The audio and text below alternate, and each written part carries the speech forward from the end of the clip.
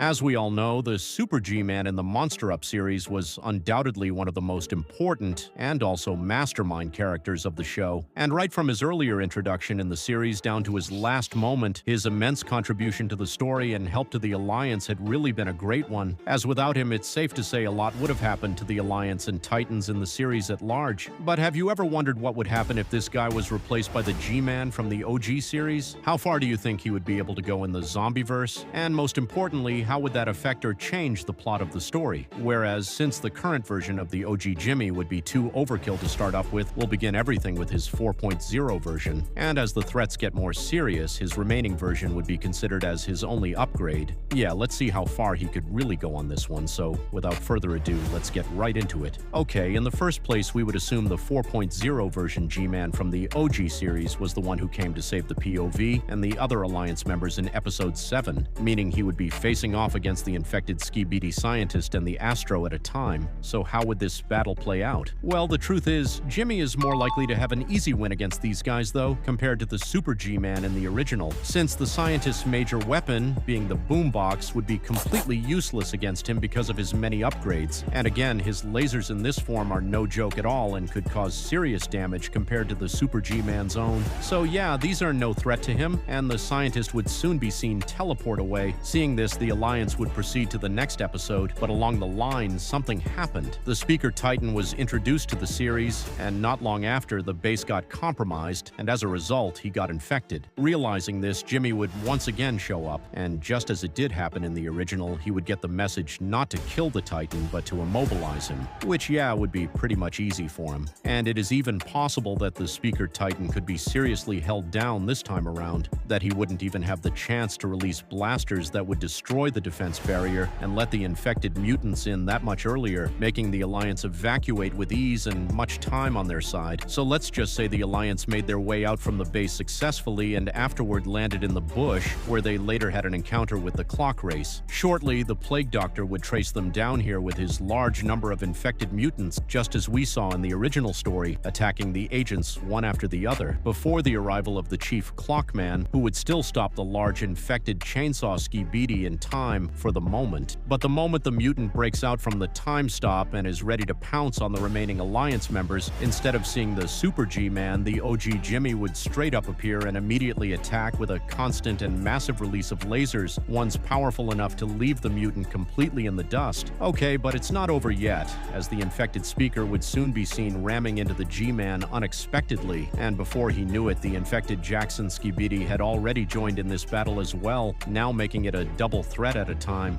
But knowing well enough that Jimmy is a smart guy, he notices these guys are basically relying on their punches and physical strength. He immediately activates his shields to counter their attacks whatsoever, while on the offensive side, he releases electric orbs together with his lasers, leaving these guys completely open to attacks, and goes on to finish up the Jackson Skibidi, while the infected Speaker Titan immediately finds his way out from the location, which means even before the arrival of the base drill Titan and the Plague Doctor, it is likely for him to have ended up with these guys. So the Alliance are meant to take their leave much earlier also, meaning the creepy infected Speaker Man base wouldn't be added to this scenario any longer, but as soon as the base drill Titan shows up, the mutant immediately attacks and gets him infected. Whereas, since the G-Man would still be in good shape to carry the Alliance for a while, both the camera and upgraded TV Titan would still remain under the custody of the TV Man. But the Knight would see this as a big risk to continue with, as they don't know what the Plague Doctor might be secretly working on, or maybe the Titans are already in his control and just waiting for the right moment to use them and attack the Alliance, so that would make him travel down to the other multiverse, as he did in the original, telling them he needed their help, now leading to the early introduction of the Clock Titan in the series. However, in episode 23, something happened. You see, after successfully clearing the minor threats in base 23, the POV, together with the Super G-Man and the Camera Titan, agreed on and summoned the infected Skibidi scientist in order to have a personal fight with him and finish him up once and for all, which happened exactly the way they thought back then.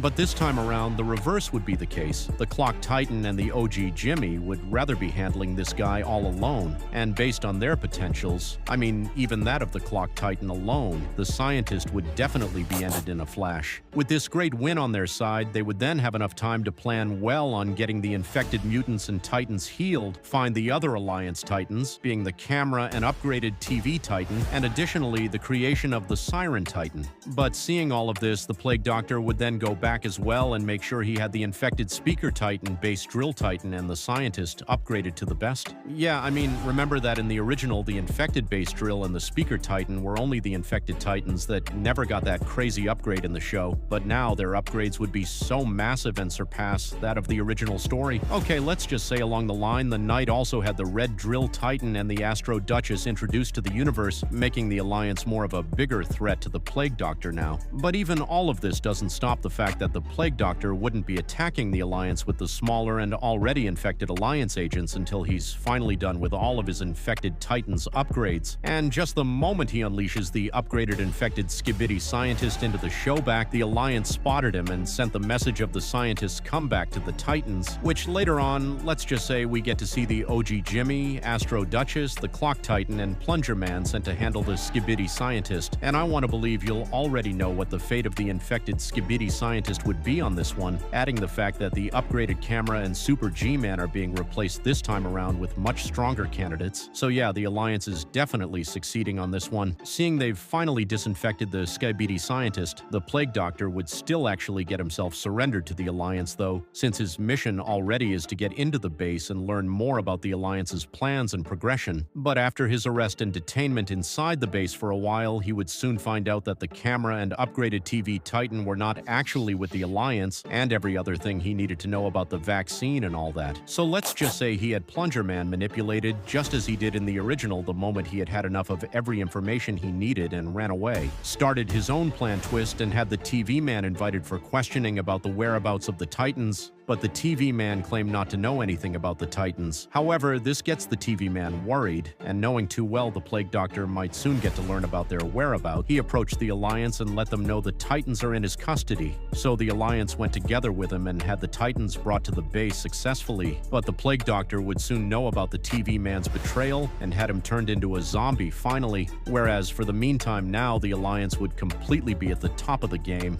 But there's still an issue somewhere, as the Drill Titan never wanted to be part of this universe, which was quite obvious in all his engagements with the Alliance, even in the original. So let's just say he decides to become rogue amongst the Alliance, and as soon as the Plague Doctor heard of this great news, he immediately approaches him, and as you'll already know the drills, yeah, it's pretty much easy to get into their heads. So let's just say the Plague Doctor successfully had the Red Drill Titan fooled along the line and had him under his control, on the verge of helping him out of this universe anytime soon. So basically, now the Alliance is at the loss of two amongst their important members, Plungerman as a betrayal, while the Red Drill Titan is being captured. The Plague Doctor proceeds to make his squads as strong as they could get, most especially the Red Drill Titan, amplifying his feat with the Green Corps. So with all of this, he would have thought he had arrived, and all ready to defeat the Alliance in a one-time battle. However, on the Alliance side, it's sad to say the upgrading of the Camera Titan might not be taking place before the final battle of the first act though. Yeah, seeing they don't have enough time left for his upgrade, so the Camera Titan would remain in his base version still, but along the line, let's assume the Alliance gets to know about the truth with Plungerman, and altogether, they all went on for the final epic battle. The Plague Doctor jumps in with his army of infected mutants and Titans, like the likes of the infected upgraded Speaker Titan,